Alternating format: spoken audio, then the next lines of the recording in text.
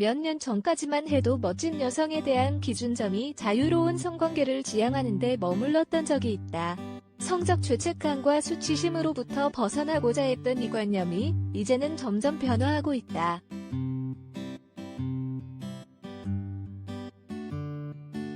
가디언에 따르면 여자 또한 다양한 성적 취향을 지향할 수 있다는 섹스 포지티브 페미니즘은 여성으로부터 낙인을 제거하고 그들을 자유롭게 해줄 것이라 생각했다.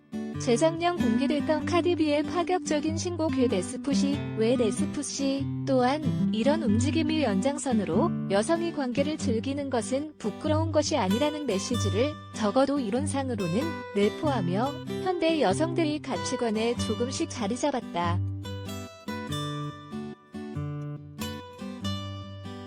하지만 만약 섹스 포지티브 페미니즘이 여성을 주변 시선들로부터 자유롭게 한다고 가정한다면 이는 반대로 그들 또한 남들의 관계를 멋대로 판단하지 않아야 함을 의미하기도 한다.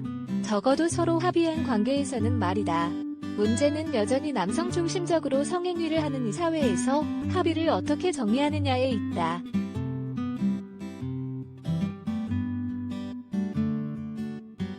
인스타그램을 통해 관계에 대한 조언을 해주는 공인사회복지사라라 필명은 이번 달 출판한 책 차단하고 삭제하고 나아가라 블락 딜리트 무브안에서 여성이 성적 쾌락을 위해 노력한 이들에게 경의를 표하지만 동시에 해당 움직임이 대부분의 여성들에게 불리하게 작용했다고 말한다.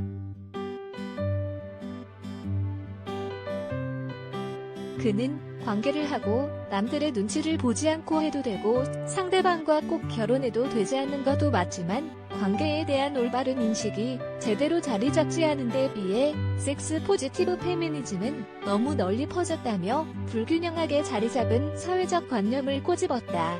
성관계가 진짜 무엇인지 이에 대해 어떻게 생각하고 언제 어떻게 하는 게 맞는 것인지 판단하는 것에 대한 교육은 한참 모자라다는 설명이다.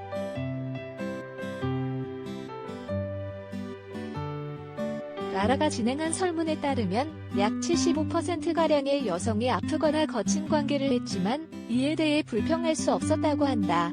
작년 12월 빌리 아일리시는 11살 처음 성인 영상을 보고 뇌가 망가졌다고 발언했다. 그는 처음 몇 번의 성관계를 경험했을 때 싫다는 말을 할 수 없었다. 확실한 반대를 하지 못했던 걸 후회한다. 그런 옳지 못한 상황에 끌리고 매력을 느껴야 한다고 무의식 중 생각하고 있었다. 영상의 영향이다라고 말하며 자신이 한때 가졌던 성관계에 대한 그릇된 인식에 대해 고백한 바 있다.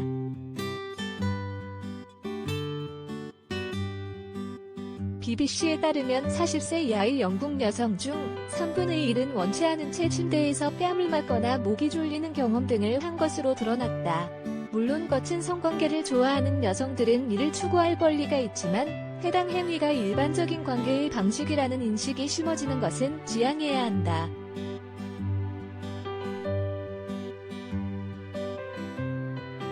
과거 강압적인 성관계를 겪어야 했던 아담스라는 이름의 한 인터뷰에는 해당 사건을 겪고 나서 1년쯤은 성관계를 지향했다.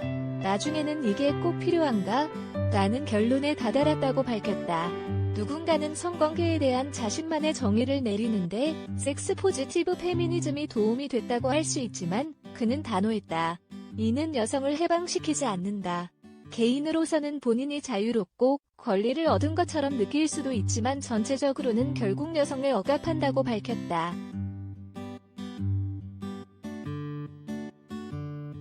폭력적인 성행위로 발생한 피해자를 위해 운영되는 영국의 우리는 동의할 수 없다. We can't consent to this. 단체 언론 담당자 루이즈 페리는 본인 또한 한때 성인물 속행위를 따라하고 낯선 사람과 관계를 맺는 것에 긍정적인 섹스 포지티브 페미니즘을 지지했다고 한다. 지금도 주체적인 성관계에 대해서 찬성하는 그는 하지만 섹스 포지티브 페미니즘의 수혜자는 압도적으로 남성일 수밖에 없다고 밝혔다.